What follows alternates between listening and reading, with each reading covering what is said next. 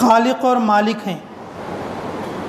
اللہ رب العزت نے انسانیت پر رحم فرمایا کہ محمد الرسول اللہ صلی اللہ علیہ وسلم جیسا نبی ہم لوگوں کے لیے عطا فرمایا۔ جب انبیاء آتے ہیں اپنے ساتھ کوئی نشانیاں لے کر آتے ہیں۔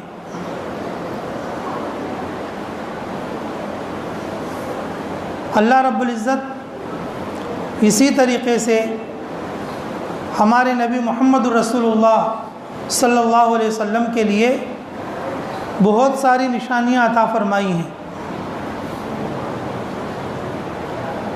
کچھ نشانیاں علم کی شکل میں ہیں، کچھ نشانیاں چیزوں کی شکل میں ہیں، اور کچھ نشانیاں زمین آسمان کی نشانیوں میں سے ہیں۔ اس میں سے ایک دو نشانی میں آپ کو بتاتا ہوں۔ اللہ ہمیں ہمارے نبی محمد الرسول اللہ صلی اللہ علیہ وسلم کی عظمت اور ان کی قدر سمجھنے کی توفیق عطا فرمائے۔ ویسے تو قرآن مجید ہمارے نبی محمد صلی اللہ علیہ وسلم کی نشانیوں میں بڑی نشانی ہے، لیکن وہ علم والوں کو سمجھ میں آتی، غیروں کو کیسے سمجھ میں آتی؟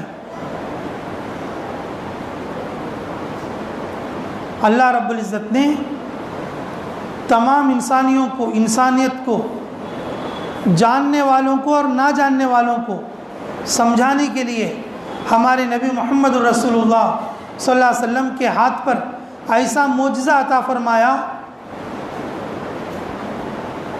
جو رہتی دنیا تک ایسا معجزہ، ایسی نشانی اور ایسی دلالت کوئی نہیں لا سکتے،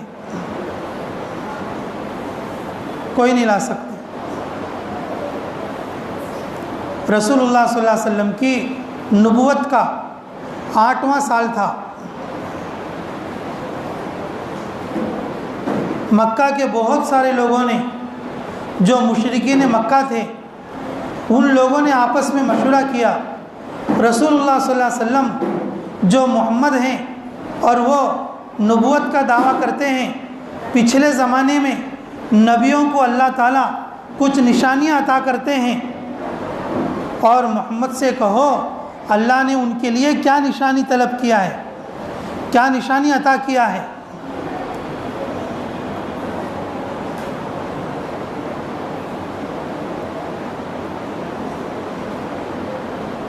اگر وہ نشانی دکھانے کے لیے تیار ہو جائیں گے تو پھر ایسی نشانی کو طلب کرو جو وہ نہ کر سکیں، جو وہ نہ کر سکیں۔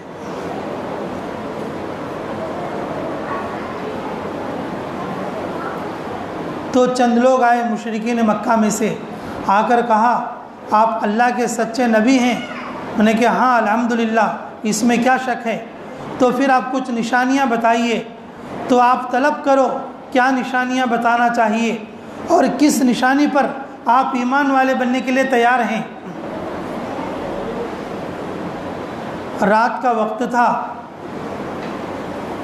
اور چاند کی 14ویں تاریخ تھی اس وقت میں، تو لوگوں نے آگے پیچھے دیکھا اور اوپر دیکھا کہ چاند ہے اور چاند کا اجالا چاروں طرف پھیلا ہوا ہے۔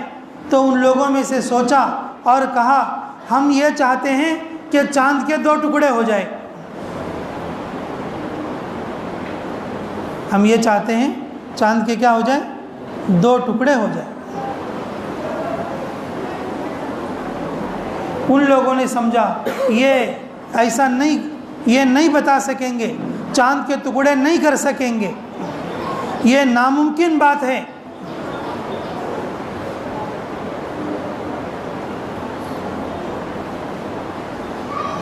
رسول اللہ صلی اللہ علیہ وسلم نے اللہ رب العزت سے دعا کیا، اے اللہ یہ میری نبوت کا اقرار کرنے کے لیے چاند کے 2 ٹکڑے چاہتے ہیں، اور واقعتاً میں ان لوگوں کے ایمان کا طلبگار ہوں اور آگے تیری مہربانی اور تیری قدرت ہے، اور یہ کہہ کر اشہد ان لا الہ الا اللہ واشہد ان محمدً عبدہ و رسولہ، اور یہ کہہ کر انہوں نے چاند کی طرف انگلی کا اشارہ کیا۔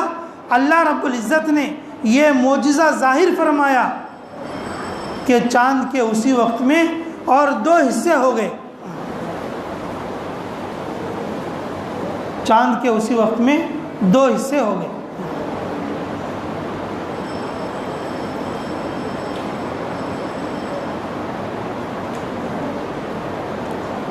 چاند کا ایک حصہ جبل قینقاع پر اور چاند کا ایک حصہ جبل ابی قبیس پر، یہ دونوں پہاڑوں کے درمیان مکہ تھا، اور یہ دونوں اور مکے کی اونچی پہاڑیاں تھیں، اور چاند کے 2 ٹکڑے ہو کر ایک ٹکڑا ایک پہاڑی پر اور ایک ٹکڑا ایک پہاڑی پر آ کے رک گیا۔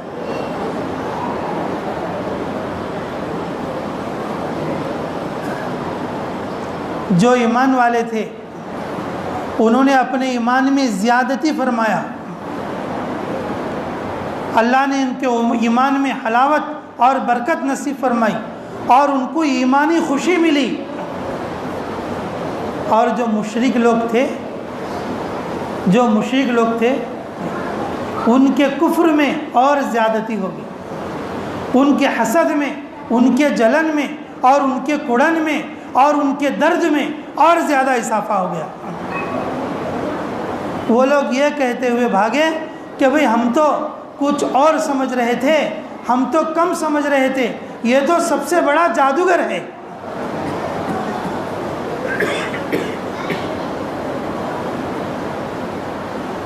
پہلے تو صرف جھوٹا سمجھتے تھے، اور جب یہ چاند کے 2 ٹکڑے ہوئے تو پھر جادوگر سمجھنے لگے۔ ایمان والوں کے ایمان میں برکت ہو گئی اور جو ہے کافروں کے کفر میں برکت ہو گئی، وہ اس میں زیادہ ہو گئے، یہ اس میں زیادہ ہو گئے۔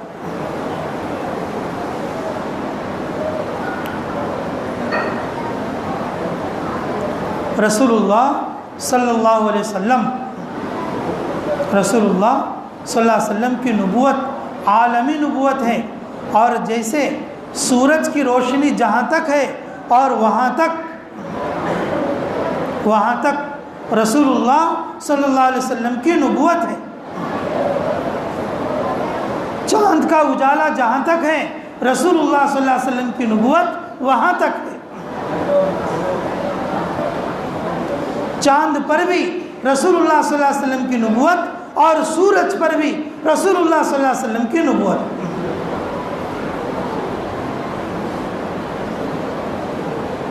آپ صلی اللہ علیہ وسلم ساری مخلوق کے نبی ہیں، ساری مخلوق اللہ کے اور اللہ کے نبی محمد صلی اللہ علیہ وسلم کے اور نبی ہونے کی اقرار کرتے ہیں۔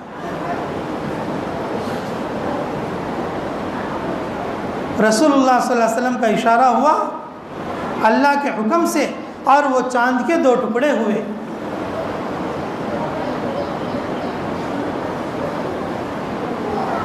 عصر سے لے کر مغرب تک جتنا وقت ہوتا ہے اور اتنی دیر تک، اور وہ دونوں جو ہے حصے اور جدا رہے، اور پھر اس کے بعد دونوں حصے آپس میں مل گئے،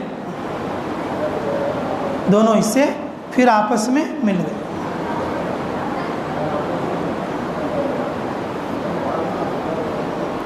بہت ساری حکومتوں میں اور بہت سارے لوگوں نے اور اس کی تصدیق فرمائی۔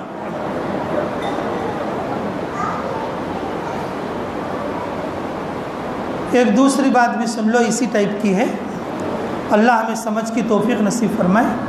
رسول اللہ صلی اللہ علیہ وسلم کے نبوت کے 10ویں سال میں رسول اللہ صلی اللہ علیہ وسلم کو معراج ہوئی۔ اللہ رب العزت نے آپ کو اور اپنے عرش پر بلایا۔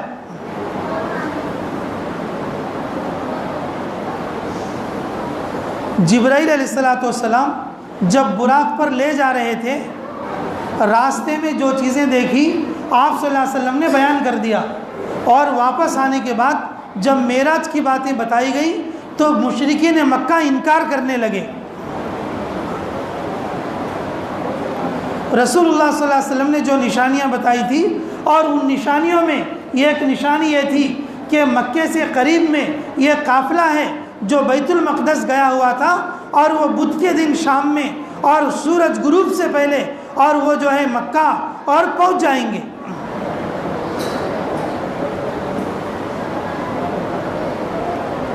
لوگوں میں یہ بات چلی کہ بدھ کے دن یعنی چاشمبے کے دن مغرب سے پہلے قافلہ آ جائے گا واپس۔ اگر وہ قافلہ آ جائے گا تو ہم مان لیں گے کہ وہ جو ہے مکہ سے لے کر بیت المقدس تک سفر کیا، اور بیت المقدس سے لے کر اور معراج یعنی کہ عرش تک آسمانوں کا سفر کیا۔ اگر وہ قافلہ نہیں آئے گا تو ہم نہیں مانیں گے کہ یہ جو ہے معراج کا سفر کیے ہیں۔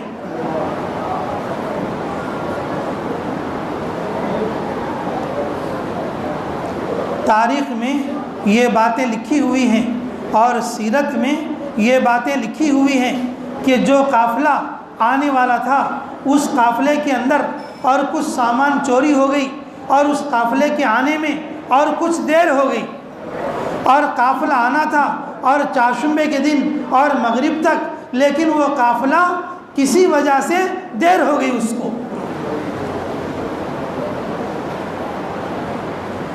سارے مشرکین مکہ اور اس وقت میں جو مسلمان تھے اور خود رسول اکرم صلی اللہ علیہ وسلم اور ان کی موجودگی میں اور سب کے سب لوگ اور قافلے کے راستے پر انتظار کرنے لگے کہ مغرب تک وہ قافلہ آئے گا یا نہیں آئے گا، دیکھیں گے چہارشنبے کے دن۔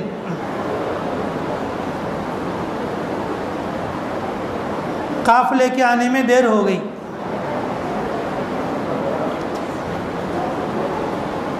وہ آ کر انتظار کرنے لگے، سورج ڈھلنے پر وہ انتظار کرنے لگے۔ لیکن میرے عزیزو، اللہ رب العزت نے رسول اللہ صلی اللہ علیہ وسلم کی فکر پر، رسول اللہ صلی اللہ علیہ وسلم کی تصدیق پر اللہ رب العزت نے حبس شمس فرمایا۔ شق القمر کا معجزہ، شق کے معنی پھٹ جانا، کٹ جانا، ٹکڑے ہو جانا، یہ ہے حبس شمس کا معجزہ۔ حبس کے معنی رک جانا، چلنے والی چیز رک جانا۔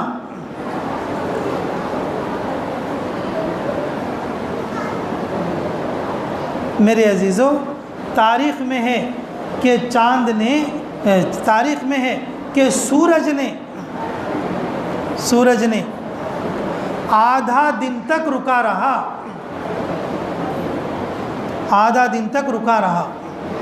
سورج ڈھلا نہیں۔ خود مشرکین فرماتے ہیں کہ ہم تو اور اتنا انتظار کیا اور جتنا کہ ایک دن ہوتا ہے، ہمیں بھوک لگی اور ہم نے کھانا کھا لیا، اور پھر ہمیں بھوک لگی اور پھر بھی ہم نے کھانا کھا لیا، لیکن سورج نہیں ڈوبا۔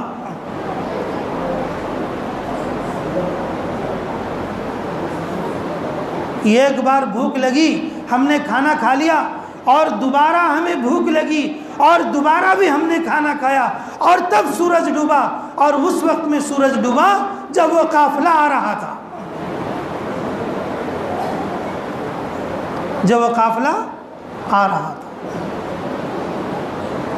جب انہوں نے آئے تو ان کے حالات پوچھے تو انہوں نے کہا کہ ہم آ تو جاتے، اور کچھ پہلے ہم آ تو جاتے، ایک دن پہلے ہم آ تو جاتے، 12 گھنٹے پہلے ہمارے قافلے کا کچھ سامان لٹ گیا تھا، اس کی تفتیش میں اور جو ہے ہمیں دیر لگی، ہمارے کچھ اونٹ گم گئے تھے، ہمارے جانور کچھ چھوٹ گئے تھے، ان کے تلاش کرنے میں ہمیں دیر لگی۔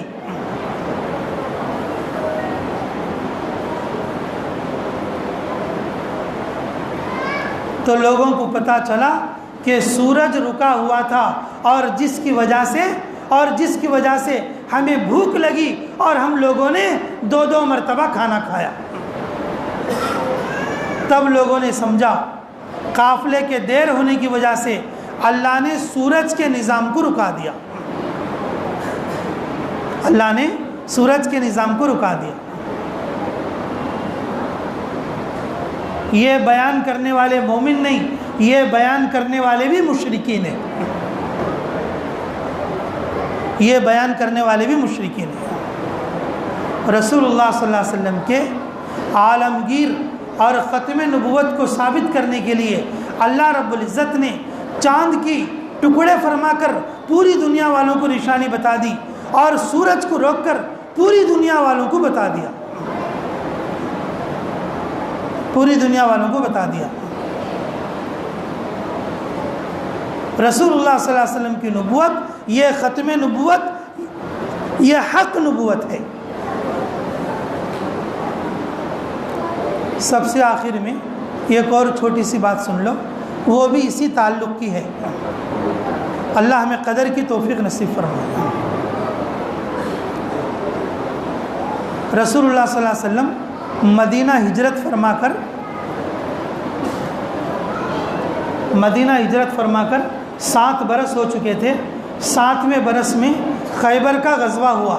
خیبر سے واپسی پر رسول اللہ صلی اللہ علیہ وسلم ایک جگہ پر آرام فرما رہے تھے، تکیہ کوئی نہیں تھا۔ حضرت علی رضی اللہ تعالیٰ عنہ قریب ہو کر اپنی مانڈی دے دیا اور اپنا گود دے دیا۔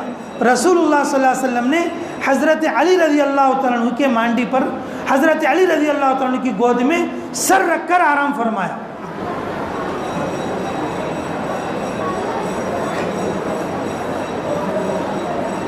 جب رسول اللہ صلی اللہ علیہ وسلم آرام فرما رہے تھے اور وقت جو ہے کہ عصر کا گزرا جا رہا تھا اور مغرب کا وقت قریب ہو رہا تھا، مغرب کا وقت قریب ہو رہا تھا،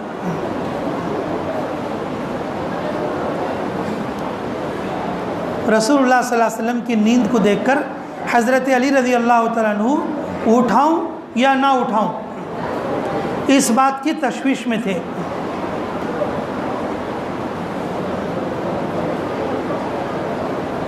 اس بات کی تشویش میں تھے۔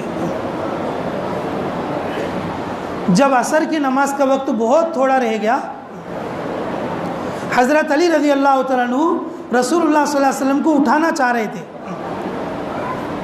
رسول اللہ صلی اللہ علیہ وسلم کو اٹھانا چاہ رہے تھے۔ جبرائیل علیہ السلام آگے رسول اللہ صلی اللہ علیہ وسلم پر وحی بھیجنی شروع کر دی، وحی سنانی شروع کر دی۔ جب وحی آتی رسول اللہ صلی اللہ علیہ وسلم پر تو آپ کی کیفیت الگ ہوتی۔ رسول اللہ صلی اللہ علیہ وسلم اونٹ پر ہوتے، جب وحی آنی شروع ہوتی رسول اللہ صلی اللہ علیہ وسلم کا وزن اتنا بڑھ جاتا کہ اونٹ نیچے کو دب جاتی، اور کبھی کبھی اونٹ جو چلنے والی ہوتی وہ نیچے کو بیٹھ جاتی، اور اونٹ جو قصوہ جو اونٹنی تھی وہ چلانے لگتی وزن کی وجہ سے، چلانے لگتی۔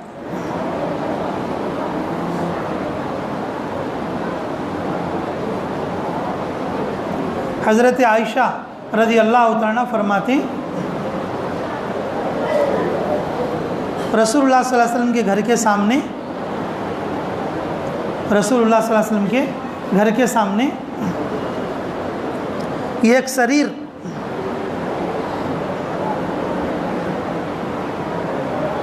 لکڑی کا ایک تخت تھا۔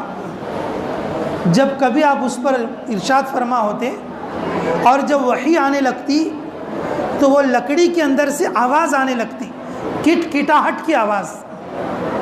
آپ صلی اللہ علیہ وسلم کا وزن بڑھ جاتا اس میں وحی کے وزن کی وجہ سے۔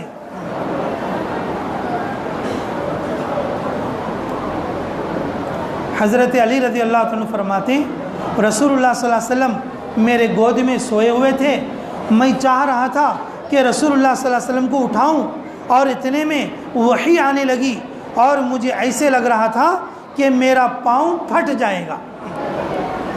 آپ صلی اللہ علیہ وسلم کا وزن اور اتنا وزنی اور اتنا بھاری معلوم ہونے لگا کہ مجھے ایسے لگ رہا تھا کہ میرا پیر پھٹ جائے گا۔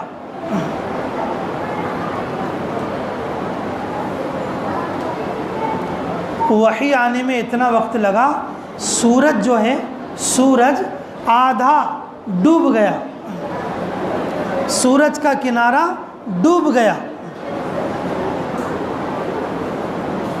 سورج کا کنارہ ڈوب گیا۔